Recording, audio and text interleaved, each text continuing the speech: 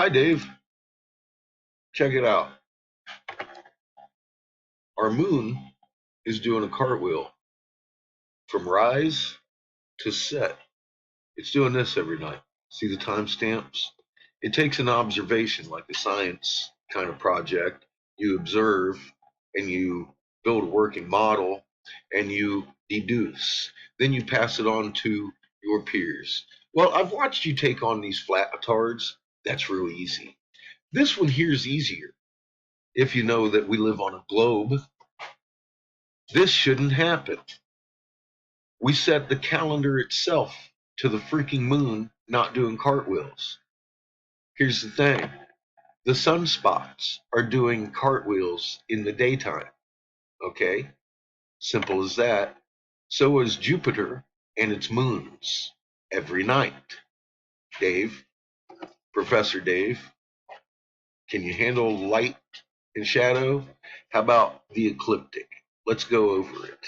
I'll show you what I found. See the working model from the northern hemisphere? See Tycho crater right there? It shouldn't leave past 6 o'clock to 7:30 every month. Every month. This is a month's worth of fucking rotation and lunar phase from the north hemisphere.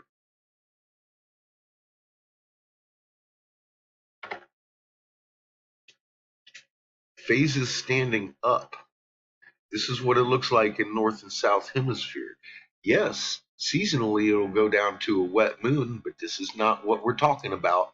It rises like that and sets like that. That is a northern hemisphere and a southern hemisphere view from my front porch from rise to set. 180-degree roll, Dave, as you know, will require you to go from top to bottom of the planet. Period. We used to do this. Our axis shifted in 2010, October of 2010. I was helmsman qualified and drove the USS Texas CGN 39 around the fucking globe. And the fucking moon only flipped when we went from the Bering Sea down here around the oceans of Australia. And it took about 2 weeks for it to happen.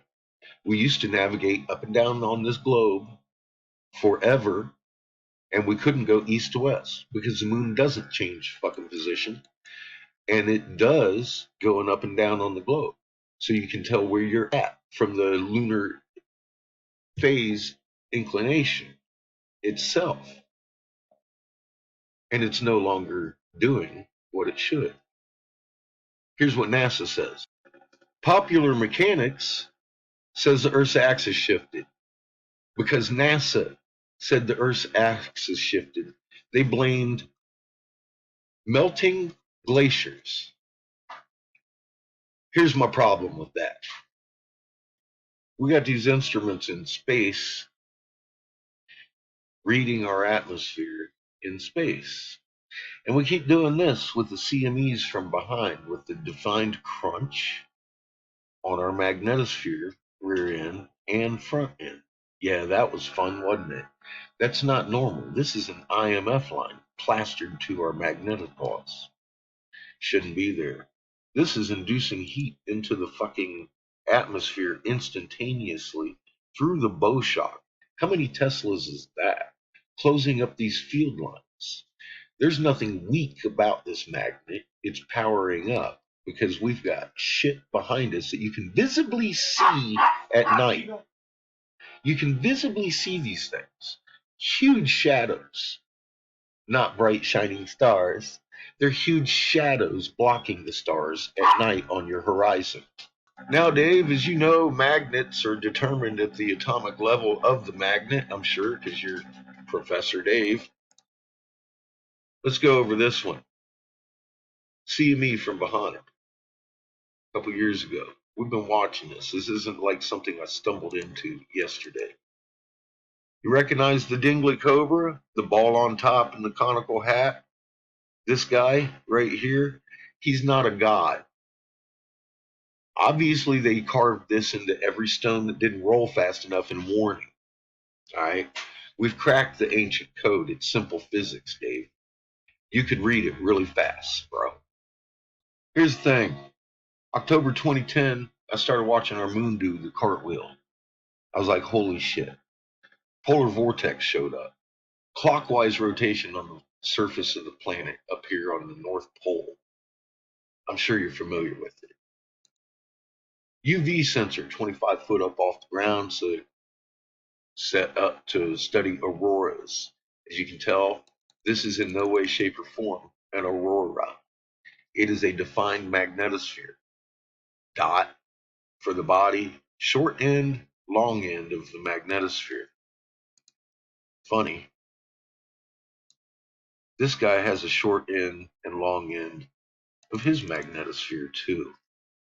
Looks just the same, doesn't it? Amazing. That. Here's the staff, same angles on the staff, all over the damn place, just like that one. That's a planet. The sun is holding a planet because that's what they do. That's not a god. Never depicted as a god. These fleur-de-lis, this is magnetic repellation. This is Earth's magnetosphere. This is our DNA tied into her Schumann frequencies, etc. This one here is 1748 hertz. This is your magnetic field, which it turns out, funny enough, somebody already knew this, Dave. Some of it. Oh, way too far high. See this?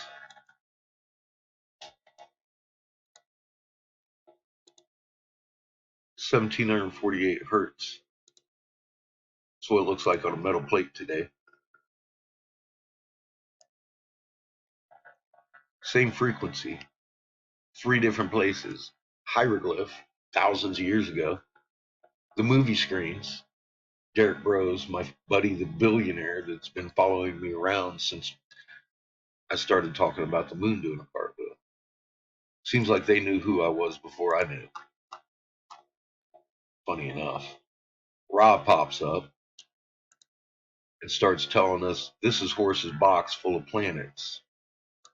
Gee, guess what? This is the daytime shot in the same UV sensor. There's holes in this magnetosphere representing planets bigger than Jupiter. Here's our sun. See the difference? That's that big halo behind your sun. That's why we're getting 25 fucking UV hitting the deck every day. There's two suns on that side. This one's just dark red. Here's Mercury, Venus, Earth, Mars.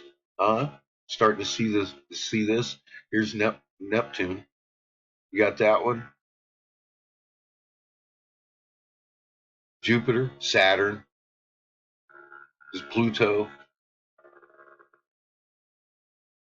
This is Ra and Horus. They're suns. They have Birkeland clefts.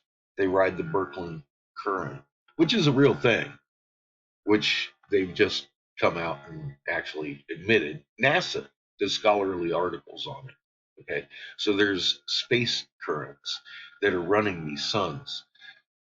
How are you going to have a molten magnet, bro? This is an induction furnace. There's a magnet inside working this fucking Birkeland current, burning carbon on the outside of it. It's not a capacitor. It's not what they say it is in the fucking Thunderbolts project at all. Yeah, they're fucking CIA bullshit. You know, by the way, Dave, I used to be Senator Jim Davis's top investigator in North Carolina for ever. I precedent set. I'm the guy that legalized hemp and CBD in this nation since the Tax Act, bro. Now, these are the trumpets of Revelation, and this here is your firmament. Notice the firmament covers all three suns. This is a big system, and these are not vowels, but you can find these little magnet signatures all over Peru, dude. Peru also has boats just like Giza with little people in it doing things with the king and the staff in the front. Yeah, I've made a few videos. Giza, just the same as Peru. It's amazing. It's not vowels. These are planet magnet signatures. So are these. So are these. Obviously. Hi, my name's Captain Obvious. Turns out this is an ultraviolet blue spectrum Kachina. This is a black light dark star right here. His partner is a red one, Tuberculosis, fucking the Red Dragon, Vulcan, Nemesis. They all have several names, and there's two of them. We live in a three sun system. The outer fucking orbits of the planets are elliptical. That is key signature to a multiple sun system. Guess what? This, as you well know, in an IMF line out from behind the planet. What's that mean? Ra just broke and entered into the solar system. And I can prove that in a court of law with this one picture. So, in my head, it's not up for debate why we tilted. And this is a math problem, a very simple math problem. We're literally observing from rise to set. The moon will rise as a little creepy grin, it'll set like a creepy frown.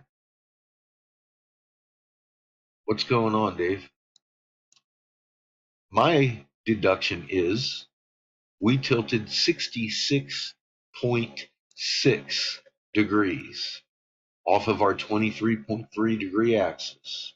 And we now lay horizontal and come down at a 90 degree to get the 180 degree roll. That's what's going on. That's why our weather's fucked up. It's not the glaciers that are melting that is causing this globe to catch on fire now.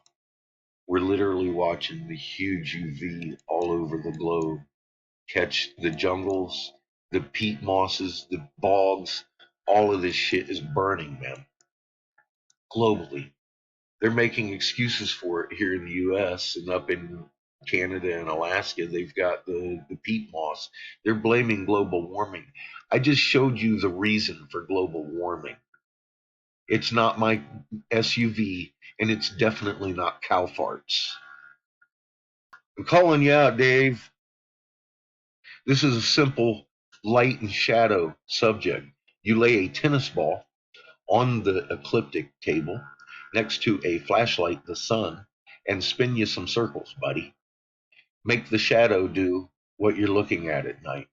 That will require you to take one glance at rise, take a nap, buddy. 12 hours later, check it out at set. Draw yourself a picture if you need to. This is really simple shit. I'm asking you, am I right? Did we tilt 66.6 degrees? Is that why the moon's flipping? Because NASA says we tilted, and they don't give any direct fucking answers to how many degrees. It's a simple math problem, though, from observation, which is what you're supposed to do as a scientist, right? So observe the most important thing that's ever happened to humanity, Dave. Way more important than your flat tards over there, buddy. Get with the fucking program. Or are you compromised? Are you a compromised little bitch? And will you even touch this? That's the question, buddy. I've had enough of you. You already blocked me, man. You blocked me because I'm over there talking about this shit. Dude, I'm calling you the fuck out.